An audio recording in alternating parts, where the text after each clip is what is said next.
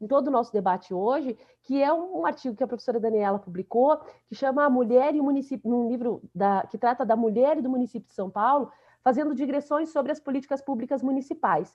Então, um livro que trata do direito à cidade a partir de uma visão por gênero. Esse livro é fantástico, é uma obra de super referência aqui, que demonstra muito bem a vinculação da professora Daniela a essas temáticas tão relevantes no Brasil. E, além disso, agora, a Daniela é uma amiga querida, que mesmo sendo essa profissional brilhante, encontra tempo, dentre tantas coisas que faz, tempo e energia para se dedicar àquelas que têm a alegria de tê-la como amiga. Então, querida amiga e professora Daniela, a palavra é sua.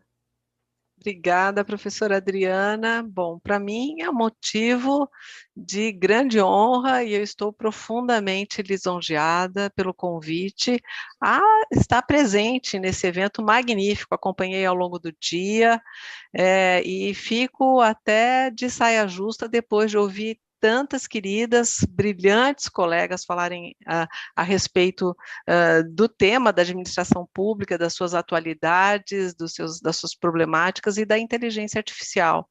E não poderia estar mais lisonjeada num evento de homenagem à querida professora Veida, colega e parceira da PUC, um ser humano do melhor calibre, sempre profundamente atenta com a questão ética, com a questão social, com a questão dos vulneráveis, um olhar tão acuidado, né, sensível com relação às demandas sociais, uma lutadora incansável, e apesar de não termos a parceria do dia a dia, me sinto muito unida, professora Veida, na sua sensibilidade cidadã, para não dizer de todos os elogios absolutamente meritórios que foram proferidos hoje, não é? As suas pupilas, as suas filhas postiças, não é?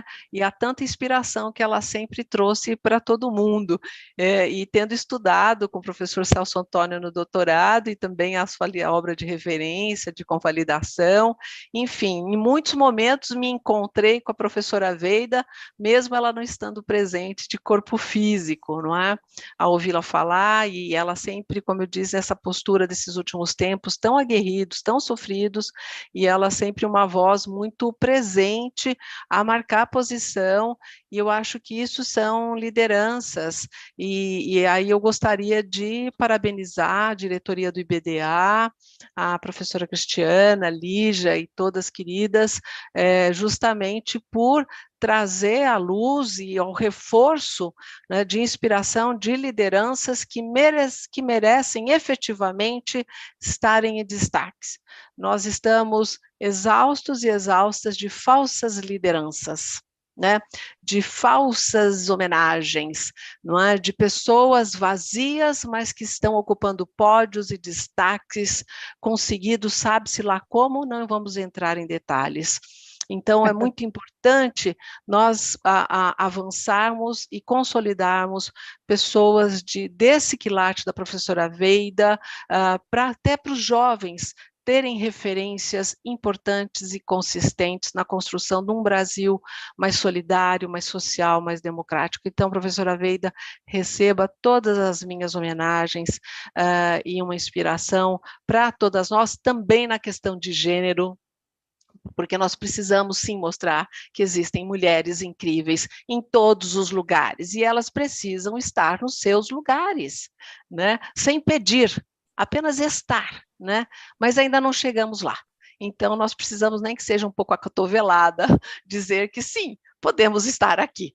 E eu acho que o grupo de hoje mostra, né, justamente o calibre e o quilate disso. Bom, e falar por último, eu acho que é chover no molhado, eu vou continuar me atrevendo a trazer aqui algumas palavras, né, com relação a direitos humanos e inteligência artificial. Professora Regina, para mim, trouxe uma dupla missão. Primeiro, facilita, porque traz todo esse arcabouço de pesquisa, de consistência a respeito da inteligência artificial nos direitos humanos, ao mesmo tempo dificulta tremendamente, né? Porque assim, resta-me o quê, cara pálida, depois de Vanice, que começa o dia, né, trazendo todos aqueles conceitos, falando com a sua articulação de maneira tão brilhante, e chega também no meio da tarde a Maria Fernanda falando de cidades, enfim, e agora, bom, vamos lá, a minha proposta é fazer esse recorte com relação ao Poder Judiciário. Eu estou desenvolvendo esse ano uma pesquisa na PUC, não é aí justamente sobre poder judiciário e inteligência artificial, e me sinto profundamente preocupada com isso. Então, eu ainda estou desvencilhando a minha preocupação, se é a preocupação da simples ignorância, né, ou se eu intuitivamente, realmente, vou perceber ao longo de todo esse processo que um tanto dessa preocupação ela encontra espaço, e para isso eu vou precisar aprofundar e estudar muito ao longo de todo o ano. Então, o que eu trago hoje são uns primeiros alinhamentos a respeito dessa minha reflexão, não são conclusões, e elas vão ao longo do ano se perfilar, mas já consigo trazer algum breve alinhamento a esse respeito. Então, começando a fazer algumas separações, e não espere ineditismo na minha fala, mas apenas um alinhamento de raciocínio, e convido vocês a seguirem comigo, não é? Então, vamos pensar que o acesso e a entrada dessa expressão inteligência artificial, principalmente para aqueles que não estão habituados a toda a fala da tecnologia, significa dizer que a máquina ela vai ocupar um espaço, não é, de processamento, onde o ser humano não vai existir mais. Né? Então, não é só uma base de dados, não é só uma organização de dados, vai um tanto quanto além essa questão. Então, existe uma performance que se espera quando falamos de inteligência artificial. Então, essa performance ela vai trazer resultados, e aí com a ausência do ser humano durante essa performance. É claro que existiam os seres humanos ali antes, mas ao longo desse processamento, então o ser humano é retirado e essa máquina ela ocupa, e já existem vários graus para isso, já foi trazido machine learning, deep learning, etc., mas a base disso é isso, a gente suprime o ser humano de etapas decisórias, analíticas e de organização de dados. Muito bem. Para que isso aconteça, então, deve haver uma base de dados, e aí a gente já começa a nossa conversa. Então, é o que seria talvez metadados, big data. Na verdade, é o seguinte, é um acervo informativo, né, de informações, né, que pode ter uma base de dados específica ou uma sistemática que é prevista já na própria máquina e sendo alimentado e atualizado permanentemente também em outras bases de dados. Então, é muito interessante saber que é como uma grande rede que pode ficar se retroalimentando com relação à base de dados. Então, busca onde? Né? Então, essa é uma questão, busca onde, quem que alimenta, de quanto tempo, como é que faz, né? Que tipo de dado está sendo levantado, e só aí já dá um caminhão de dúvidas, e temos aí os Assanges da vida, trazendo dados que a gente não sabia que estavam coletados, toda hora vem uma denúncia, o WhatsApp foi, né, os dados do WhatsApp, do cartão de crédito, da telefonia foram avançados. Então, como é que está essa base de dados, quem alimenta o quê, de onde vem? Então, mas de qualquer forma. E aí, além dessa questão da alimentação de dados, a segunda situação que a gente tem que trazer é esse procedimento. Então, se a gente for pensar em, por exemplo, vamos fazer o nosso recorte em poder judiciário, esse procedimento, que é do robô, vamos colocar do robô da IA, né? Então, há uma demanda que chega na boquinha desse procedimento, desse processamento, que é um caso novo. A busca por uma informação, tipo um volume de jurisprudências a respeito de uma coisa, ou um processo judicial novo. Então, essa máquina é alimentada com uma nova provocação. Aí vai fazer um processamento, esse processamento é feito ali com os algoritmos na sua base de dados, e ele vai cuspir ali do outro lado um resultado, um relatório, uma informação, um dado, uma decisão. Então, é um processamento que acaba acontecendo. Quando a gente está em ações repetitivas, isso é muito interessante. né? Então, por exemplo, vamos dar um exemplo sobre indexação de processos. Então, toda vez que chega um processo novo, eu estava lendo ali, estava buscando algumas informações, e estima-se aí no judiciário que a indexação de um processo por um ser humano leva aí até 30 minutos, enquanto que por uma máquina, por um robô, 5 segundos. Então, enquanto um ser humano faz uma indexação, o robô faz aí 360 indexações. Então, é uma ação repetitiva, né? E aí, se a gente também vai aplicar, por exemplo, índices, correções monetárias, alguma coisa que já esteja simulado, que seja algo matemático, também a máquina vai fazer isso com uma rapidez inteira. Esses exemplos que eu estou dando traz um dado que é importante a gente levar em consideração, que é a celeridade processual. Não do todo, mas de algumas questões que demandam e trazem também reflexo de morosidade do judiciário. Então, a duração razoável do processo é um elemento importante quando a gente considera o uso de inteligência artificial, não é? Porque aquela história da justiça tardia não é justiça, é injustiça. Você tem perecimento do direito com processos profundamente morosos. Então, pensar na duração razoável do processo, na celeridade processual, com o uso de inteligência artificial, em dados e informações repetitivas, não é, que simplesmente vão trazer aquilo que o ser humano faria de qualquer jeito e que não há uma ponderação ou uma informação que vai relativizar, que vai subjetivizar aquilo ali, então me parece muito bacana, né? Isso é um dado.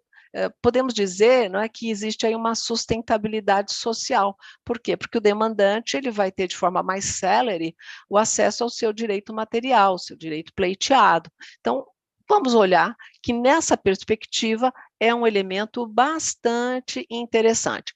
Mas aí nós temos que pensar que não para por aí, né? Em ações repetitivas, em informações controladas, em dados objetivos, em situações simuladas, né? Coisas que tanto o robô quanto o ser humano fazendo dariam na mesma.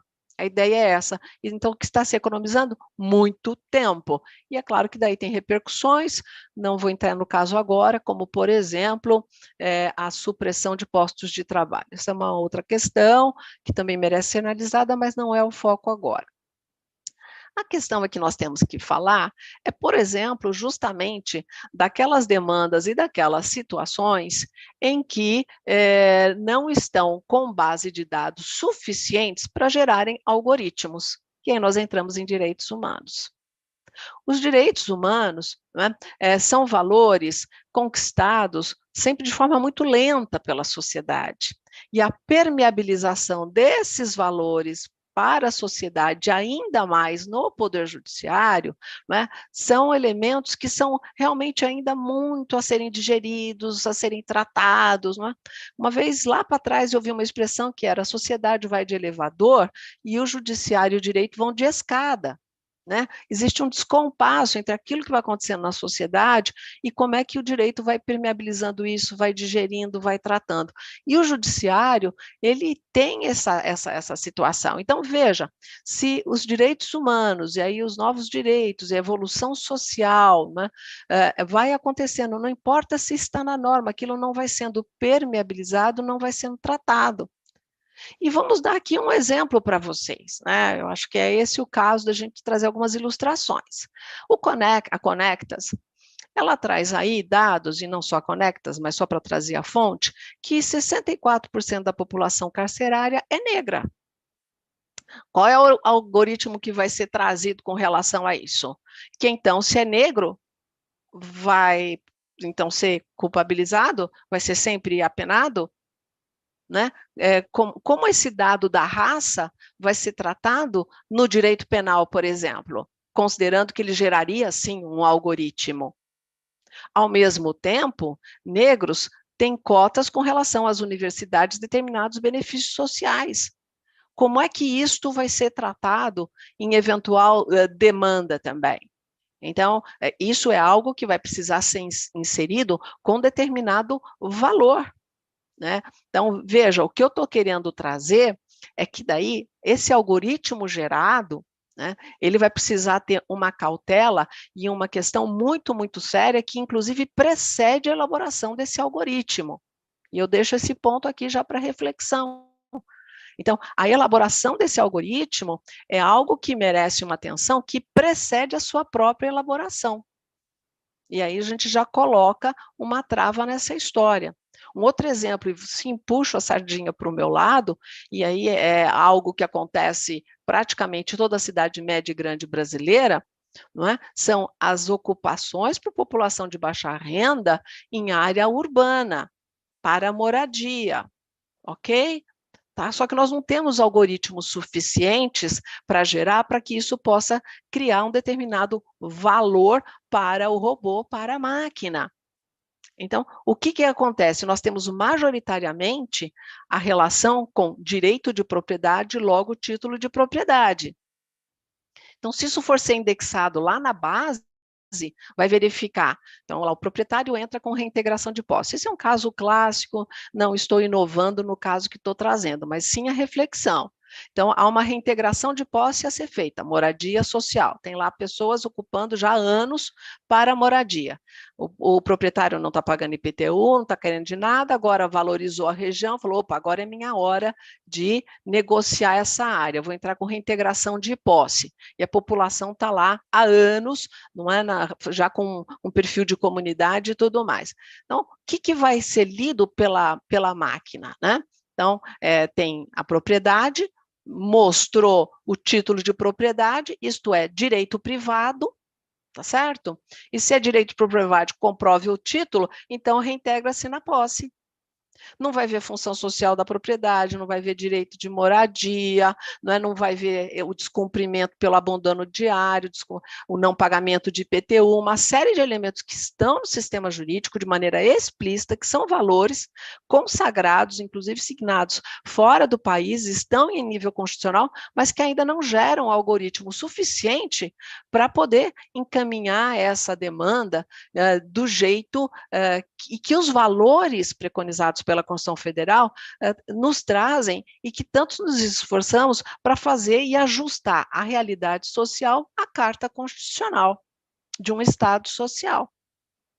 Então, mais uma vez, aí, por exemplo, nesse caso, tem uma relação muito séria com relação a essa indexação aí e um problema que precede com relação a isso. Uma outra questão que eu gostaria de chamar a atenção com relação ao judiciário diz respeito à atenção midiática. E isso, eu li já alguns artigos, quando eu fui buscar, né, e tenho buscado as questões de inteligência artificial, né, não podemos desprezar a problemática da atenção da mídia. Então, muitos dos julgamentos, eles são transmitidos ao vivo, e existe sim um apelo midiático, não é, com relação a isso. Por que não vamos pensar que esse apelo midiático, e Black Mirror está aí, né, aquele seriado que acaba mostrando muito, não é, desse lado negro da tecnologia, que o judiciário não seja suscetível ao apelo midiático na ponderação das suas decisões, fazendo inclusive interferências na inteligência artificial, fazendo tendências com relação aos seus julgamentos, que aí é um outro cenário, para não dizer também dos gargalos que o nosso judiciário tem para poder trazer uma inteligência artificial de forma asséptica, como se fosse colocar curativo numa ferida pura e simplesmente. Então, nós temos muitos gargalos no judiciário, para não dizer da própria formação da magistratura, principalmente na pauta de direitos humanos, muitos cursos não têm, há uma deficiência na atualização, conversar com alguns magistrados é uma tarefa hercúlea, muitas das vezes, se existe um perfil de magistratura aguerrida, combativa, mas isso podemos e devemos falar também que existe também um outro lado da magistratura absolutamente refratário a uma pauta social e de direitos humanos. Né? Então, nós temos esse gargalo ali valorativo, nós temos uma problemática séria com relação aos servidores, no sentido, inclusive, quantitativo, que não existe o suficiente, né? De gestão desses órgãos. Ora, a pessoa estuda para direito o tempo inteiro, porque em um determinado momento a pessoa acha que é gestora. Né? Então, a gente sofre de algumas confusões. Não tem, né? Precisaria ter um olhar muito mais objetivo e pragmático na gestão, por exemplo, do Poder Judiciário.